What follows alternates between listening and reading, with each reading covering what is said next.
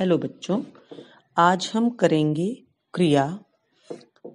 तो शुरू करते हैं क्रिया पाठ 12।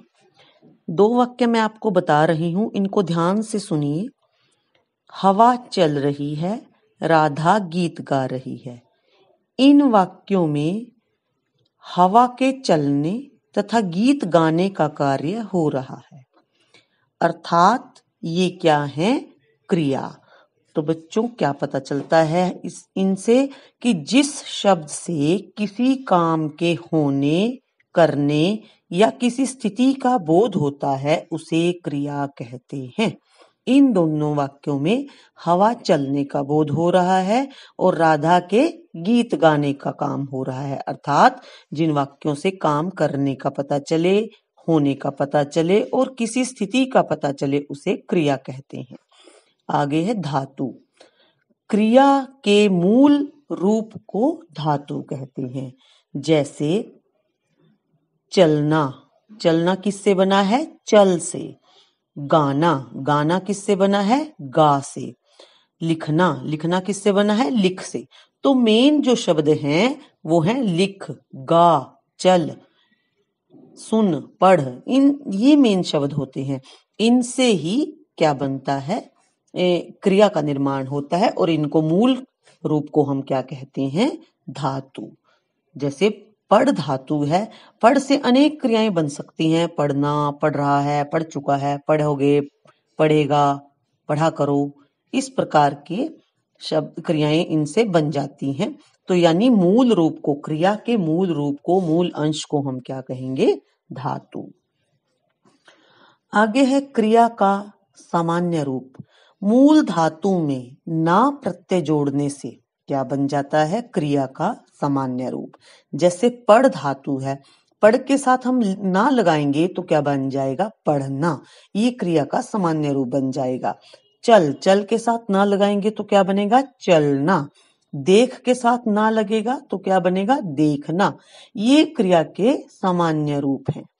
आगे है क्रिया के भेद। क्रिया के भेद हम 2 प्रकार से करते हैं, एक कर्म के आधार पर और आगे है संरचना के आधार पर। सबसे पहले कर्म के आधार पर करते हैं। कर्म के आधार पर क्रिया के 2 भेद हैं, अकर्मक क्रिया, सकर्मक क्रिया।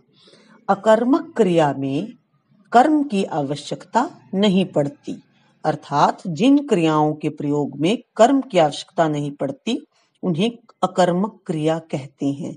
आना, जाना, उठना, बैठना, सोना, चलना, ये अकर्मक क्रियाएं हैं। आगे है सेकंड, सकर्मक क्रिया। जिन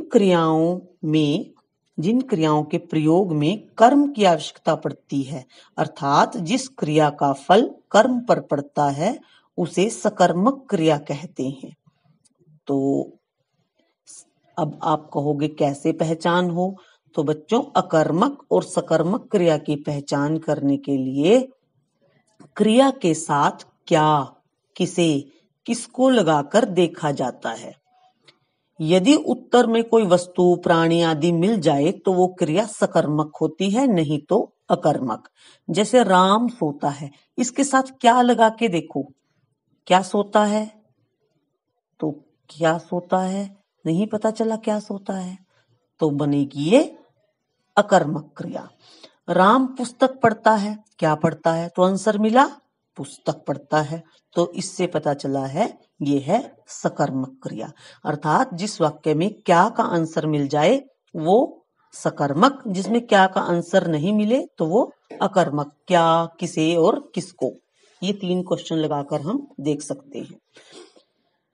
अब बच्चों, हमारे पास अकर्मक और सकर्मक के अलावा द्विकर्मक क्रिया भी होती है, अर्थात कुछ सकर्मक क्रियाओं में 2 कर्म होते हैं। जैसे अध्यापिका ने छात्रों को हिंदी पढ़ाई। तो क्या पढ़ाया? हिंदी पढ़ाई। किसे पढ़ाई? छात्रों को। यानी 2 हमें क्रियाओं के आंसर मिल रहे हैं, तो ये है द्विकर्मक क्रिया। नौकर ने मालिक को पानी व चाय दी, तो ये भी क्या हुई? द्विकर्मक क्रिया। नेक्स्ट है अपूर्ण क्रिया वे क्रियाएं जो अपने साथ अर्थ की पूर्णता के लिए पूरक का सहारा लेती हैं, वो अपूर्ण क्रियाएं कहलाती हैं। जैसे कमल डैश है, वह डैश पीता है। इन वाक्यों में किसी न किसी शब्द की जरूरत पड़ती है, तभी ये पूर्ण होंगे। दोबारा देखो, कमल डैश है की जगह कमल लंबा है, वह डैश पीता है की जगह वह चाय पीता है।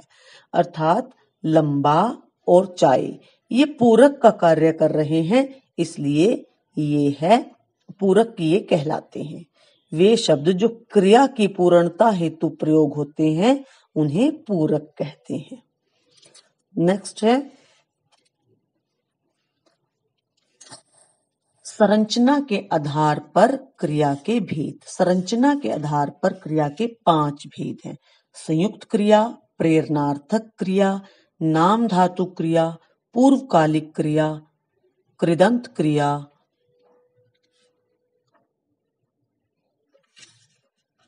बच्चों दोबारा देख लो एक बार। क्रिया के 5 भेद हैं संरचना के आधार पर। संयुक्त क्रिया, प्रेरणार्थक क्रिया, नाम धातु क्रिया, कृदंत क्रिया और पूर्वकालिक क्रिया। तो सबसे पहले करते हैं हम संयुक्त क्रिया। जो क्रियाएं 2 धातुओं के मेल से बनती हैं, उन्हें संयुक्त क्रिया कहते हैं। जैसे लोग चले गए, लोग चले गए, चलना और जाना, ये 2 क्रियाएं इसमें लगी हैं, इसलिए ये संयुक्त क्रिया। बच्चे हंसने लगे, हंसना और लगना, तो ये बन गए 2 क्रियाएं, संयुक्त क्रियाएं बन गई। नेक्स्ट है प्रेरणार्थक क्रिया। जिस क्रिया से यह पता चले कि कर्ता कार्य स्वयं नहीं कर रहा बल्कि दूसरों को काम करने के लिए प्रेरित कर रहा है, तो उसे कहते हैं प्रेरणार्थक क्रिया। तो प्रेरणार्थक क्रिया दोबारा देखो एक बार। जिस क्रिया में कर्ता स्वयं कार्य न करके किसी दूसरे से काम करने के लिए कहता है या काम करने के लिए प्रेरित करता है किसी दूसरे को, उसे प्रेरणार्थक क्रिया कहते हैं। जैसे मालिक ने उससे सामान मंगवाया, हम रसोइये से भोजन बनवाते हैं। तो हम खुद नहीं बनाते, रसोइये से बनवाते हैं। मालिक खुद सामान नहीं लाता, किसी से मंगवाता है, तो इसलिए ये है प्रेरणार्थक क्रियाएं। नेक्स्ट है नाम धातु क्रिया। संज्ञा, सर्वनाम, विशेषण आदि शब्दों से बनने वाली क्रियाओं को नाम धातु क्रिया कहते हैं। जैसे शर्म, शर्म से बनेगा शर्माना। बात, बात से बतियाना। अपना, अपना से अपनाना। गर्म से गरमाना। नेक्स्ट है कृदंत क्रिया। कृत प्रत्ययों के योग से बनने वाली क्रियाएं कृदंत क्रियाएं कहलाती हैं। दोबारा देखो, कृत प्रत्ययों के योग से बनने वाली अर्थात जोड़ से, योग से कहते हैं जोड़ से। जैसे चल प्लस ता चलता, दौड़ प्लस आ दौड़ा, चल प्लस कर चल कर। आगे है पूर्वकालिक क्रिया। मुख्य क्रिया से पहले घटित क्रिया को, यानी जो काम होने से पहले अभी अभी जो क्रिया जो काम घटित हुआ है, उसे पूर्वकालिक क्रिया कहते हैं। जैसे अतिथि खाना खाकर चले गए, यानी अभी अभी उन्होंने खाना खाया और वो चले गए। मैं सैर करके नहाऊंगा, यानी वो नहाने का काम क्रिया है, परंतु उससे पहले एक और काम उसने पूरा किया है या कर रहा है, वो सैर करने का। तो क्रिया से पहले जो कार्य घटित होता है और क्रिया होती है जो, उसको कहते हैं पूर्वकालिक क्रिया। अब बच्चों आप एक और आपके पास रह गया है रंजक क्रिया। वे क्रियाएं जो मुख्य क्रिया के साथ आकर अर्थ में विशेषता लाती हैं, उनको रंजक क्रिया कहते हैं। जैसे लेना, लेना रंजक क्रिया है, तो इसका वाक्य में प्रयोग करो। उसने दूध पी लिया, लेना से बन गया लिया। देना, मोहन ने मुझे साइकिल दे दी।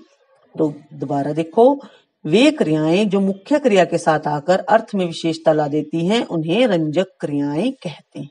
तो बच्चों ये आपका पाठ था, आपको समझ में आ गया होगा।